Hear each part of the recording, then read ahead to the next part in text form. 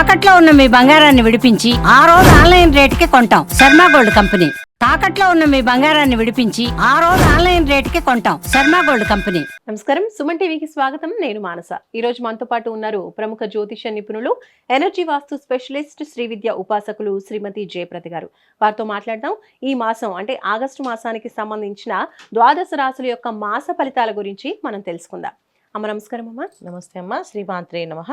అమ్మ, ఈ మాసం ఆగస్టు మాసం, ప్రత్యేకించి శ్రావణ మాసం కూడా అందరూ మహిళలు కూడా చక్కగా పూజలన్నీ చేసుకుంటూ ఉన్నారు. మరి ఈ శ్రావణ మాసం యొక్క విశిష్టత గురించి, అలాగే ఈ మాసంలో ఉన్నటువంటి గ్రహస్థితి గురించి ముందుగా తెలియజేయండి. తప్పకుండా నాన్న. ఈ మాసం ఒక విశిష్టత ఏంటంటే, శ్రావణ మాసం అనగానే మనందరికీ, మహిళలందరికీ ఎంతో ఉత్సాహం ఉంటుంది. ఎందుకంటే కొత్త కొత్త చీరలు తీసుకురావడం, అలంకరణలు, ఇల్లంతా శుభ్రంగా చేయడము. ఎంత బిజీ ఉన్నా సరే ఈ శ్రావణ మాసంలో మాత్రం ప్రతి ఒక్క మహిళ ఇల్లుని శుభ్రంగా చేసుకుంటుంది. ఇల్లు శుభ్రంగా చేసుకోవడం, పూజ, వరలక్ష్మి వ్రతము, నోములు. అసలు శ్రావణ మాసము అనే పేరు వినగానే మనసుకు చాలా ప్రశాంతత వస్తుంది.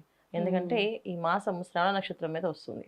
శ్రావణ నక్షత్రం అంటే చంద్రుడు ఒక అధిదేవత ఆ నక్షత్రానికి. అందువల్ల ఏంటంటే మానసికమైన ఆనందం, ఉల్లాసం, ఉత్సాహం ప్రతి ఒక్క మనిషిలోనే ఉంటుంది.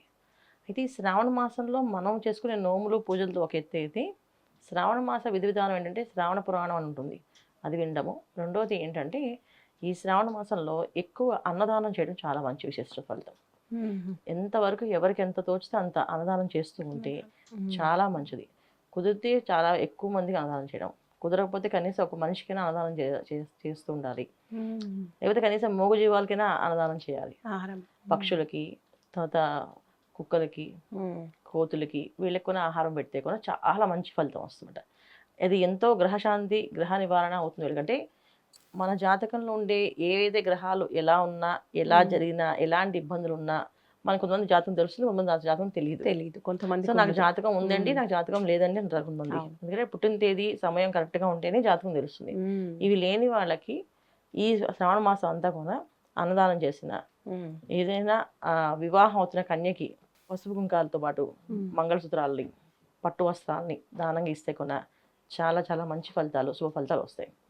సో ఈ మాసంలో ఎక్కువగా మనం ఈ దానం ఎందుకు చేసుకోవాలంటే, గ్రహస్థితి గోచారీత్యా అంత అనుకూలంగా లేవు గ్రహాలు ఇవి. చాలా 9 గ్రహాలు కూడా మనకి కొన్ని రాశులకి ప్రతికూలంగా పనిచేస్తున్నాయి, కొన్ని రాశులకి మిశ్రమ ఫలితాలను ఇస్తున్నాయి. పూర్తి శుభ ఫలితాలు ఏ ఒక్క రాశికి ఇవ్వట్లేదు. అన్నీ ఒక గ్రహం అనుకూలిస్తే మిగతా గ్రహాలన్నీ ప్రతికూలంగా ఉన్నాయి. అప్పుడు ఒక గ్రహం అంటే మనం ఒక పూట భోజనం శుభ్రంగా దొరుకుతుంది, మిగతా 2 పూటల భోజనం దొరకట్లేదు అంటే అది కష్టమే కదా. అలాంటి పరిస్థితి ఈ జాతకంలో ఇప్పుడున్న గ్రహస్థితి అందరికీ అలా నడుస్తుంది. అందుకే ఏంటంటే ఎవరికి ఎలా ఉన్నా ఇది చేస్తూ ఉంటే వాళ్ళకి అంతా అనుకూలంగా ఉంటుంది. అయితే మనం ఈ గోచారీత్యా మన గ్రహాలన్నీ అనుకూలంగా చూసుకుంటే, రవి, బుధుడు కర్కాటక రాశిలో ఉన్నారు. ఆగస్టు 14 వరకు రవి భగవానుడు కర్కాటక రాశిలో ఉండి తర్వాత సింహరాశిలోకి వెళ్ళిపోతారు. సో బుధుడు, రవి కలిసి ఉండడం ఒక విధంగా మంచి అయితే, ఒక విధంగా చెడుకున్న ఫలితాలు ఉంటాయి. అలాగే సింహరాశిలో కేతు ఉన్నాడు, అలాగే కన్యా రాశిలో కుజుడు ఉన్నాడు, అలాగే మనకి కుంభరాశిలో చూసుకుంటే రాహు ఉన్నాడు, మీన రాశిలో శనేశ్వరుడు వక్రించి ఉన్నాడు. మిథున రాశిలో గురువు, శుభగ్రహాలు రిపీట్, గురువు, శుక్రుడు ఇద్దరు శుభగ్రహాలే. ఈ 2 గ్రహాలు కలయిక ఉంది. ఒక విధంగా గురువు, శుక్రులు కలిసి ఉంటే ఒక మంచి ఫలితం ఉంటుంది, ఒక చెడు ఫలితం కూడా ఉంటుంది. శుభగ్రహాలు అయినప్పటికీ కూడా మనకి మంచి చెడులు అనేది ఖచ్చితంగా రాసి ఉంటాయి. సో మన గ్రహస్థితుల్లో గోచారీత్యా ఏంటంటే అన్ని గ్రహాలు బాగున్నప్పటికీ వాటి స్థానాలు అనుకూలంగా లేవు. వాటి స్థానాలు అనుకూలంగా లేవు కనుక మనకి అటువంటి ఫలితాలు కనుక కనిపిస్తున్నాయి. ఎలాంటి ఫలితాలు వస్తాయి అంటే ఒక్కొక్క రాశికి ఒక్కొక్క ఫలితం ఉంది, అది మీకు వివరిస్తాను ఇప్పుడు. అమ్మ, మీనరాశి వాళ్ళకి ఈ ఆగస్టు మాసం గ్రహస్థితి ఏ విధంగా ఉంది, అలాగే ఏ విషయాల్లో అనుకూలతలు కనిపిస్తున్నాయి, మొత్తానికి మీనరాశి యొక్క ఆగస్టు మాస ఫలితాలు ఎలా ఉన్నాయో తెలియజేయండి. తప్పకుండా నాన్న. మీనరాశి వాళ్ళకి ఈ మాసం కాస్త అనుకూలంగా కనిపిస్తుంది. ఎందుకంటే చతుర్థ స్థానంలో 2 శుభగ్రహాలు ఉండడం వల్ల వీళ్ళకి అన్ని యోగ్యంగా, ఒక విధంగా చెప్పాలంటే పనులన్నీ చాలా సాఫీగా జరుగుతాయి. కాకపోతే ఏంటంటే సమయస్ఫూర్తిగా మాట్లాడడం అవ్వదు, సమయస్ఫూర్తిగా పని చేయడం అవ్వదు, శరీరం చురుగ్గా ముందుకు వెళ్ళదు, శరీరం చాలా ఆలస్యంగా, చాలా ఇబ్బంది పరపెట్టి, కాస్తంత కష్టపెట్టి ముందుకు వెళ్తుంటుంది. ఎందుకంటే శారీరకమైన కష్టం అనేది వీళ్ళకి చాలా ఎక్కువగా కనిపిస్తుంది. ఎందుకంటే మనుషులతో మాట్లాడేటప్పుడు కానీ, వీళ్ళు చేసే విధానం కానీ కొంచెం అంత శరీరం అనేది సహకరించదు ఈ మాసంలో వీళ్ళకి. అంతమించి మిగతా అన్ని పనులు మంచి జరుగుతుంటాయి. అంటే చాలా మందికి ఉద్యోగం వచ్చింది, ఆ ఉద్యోగం రాలేదు బాధపడతారు. ఉద్యోగం వస్తుంది, అది వేరే ఊర్లోకి వెళ్ళి జాయిన్ అవ్వాలి. వెళ్ళడానికి వీళ్ళకి శరీరం సహకరించదు. ఏదో ఒక అనారోగ్య సమస్య, లేకపోతే వైరల్ ఫీవర్ రావడమో, లేకపోతే వర్షాల వల్ల వెళ్ళలేకపోవడమో, ఇలాంటి ఇబ్బందులు ప్రతిబంధకాలుగా కనిపిస్తుంటాయి. మనుషులతో ఏ వ్యవహారమైనా సరే వీళ్ళకి కాస్త ఇబ్బంది పెట్టి తన సుఖాన్ని ఇస్తుంటాయి. సో ఇబ్బంది ముందు, తర్వాత సుఖము. అంటే ముందు పోట్లాడ, తర్వాత దాని నుంచి వివరణ. ఇది చెప్తారు. ఎవరైనా సరే ఫస్ట్ వివరణ ఇచ్చి కలిసాక పోట్లాడుకుంటారు. వీళ్ళకి స్టార్టింగ్ వీళ్ళు పోట్లాట, ఆ తర్వాత దాన్ని సానుకూలంగా జరిగే అవకాశం. ముఖ్యంగా మీనరాశి వాళ్ళు భార్యాభర్తలతో చాలా జాగ్రత్తగా ఈ మాసం అంతా ఉండాలి. భార్యాభర్తల మధ్య చాలా ఘర్షణ, అది చాలా సంఘర్షణ ఎంత గట్టిగా జరుగుతుంది అంటే ఇద్దరు ఎప్పుడు అనలేని మాటలుగా అనుకునే పరిస్థితి వస్తుంది. అందుకని చాలా వరకు భార్యాభర్తలు ఇద్దరు చాలా జాగ్రత్తగా ఉండాలి. మిగతా విషయాల్లో అన్నిటికీ అనుకూలం ఉంది, ప్రతికూలం ఉంది. కానీ భార్యాభర్తల మధ్య మాత్రం జరిగే సంఘర్షణ ఏదైతే ఉందో అది చాలా ప్రతికూలంగా ఉంది. ఎంత స్థాయికి వెళ్తుందంటే, ఏ తారాస్థాయికి వెళ్తుందంటే నువ్వెంత అంటే నువ్వెంత అనే స్థాయికి వెళ్తుంది. అంత పరుషంగా మాట్లాడుకుంటారు, అంత హీనంగా మాట్లాడుకుంటారు. అవి జాగ్రత్తగా ఉండండి. ఆ మాట ఏదైనా పోట్లాట వస్తుంది అంటే ఎవరో ఒకరు తగ్గి ఆ పోట్లాట జరగకుండా మనం దాన్ని సామరస్యంగా తేల్చుకుందాం అని చెప్పి వెనక్కి ఒక అడుగు తగ్గితే చాలా సుఖంగా ఉంటుంది. లేకపోతే ఎంత వయసు వాళ్ళైనా, అది చిన్నవాళ్ళు ఏదో పోట్లాడుకుంటే ఏదో సరదాగా ఉంటుంది, ఆ సరే వాళ్ళే కలుస్తారులే అని చెప్పేసి. కానీ పెద్దవాళ్ళు ఒక 60 దాటిన వాళ్ళు కూడా పోట్లాడుకున్నారు అనుకోండి, అసహ్యంగా అనిపిస్తుంది మనకి. అన్నిటికంటే ముందు భయాన్ని, ఆందోళన కలిగిస్తుంటుంది. అందుకని జాగ్రత్తగా ఉండాల్సి. భార్యాభర్తల మధ్య సంఘర్షణ అనేది మొదలవుతుంది అంటే కాస్త సామరస్యంగా దాన్ని తగ్గించుకుందాం అని చెప్పి ఎవరో ఒకరు తగ్గి ముందుకు వెళ్ళాలి. ఇదొక్కటి వీళ్ళకి చాలా ఇబ్బంది పెట్టే అవకాశం ఎక్కువగా కనిపిస్తుంది భార్యాభర్తల మధ్యన. మిగతా విషయాలన్నీ కూడా వీళ్ళకి అనుకూలంగానే ఉన్నాయి.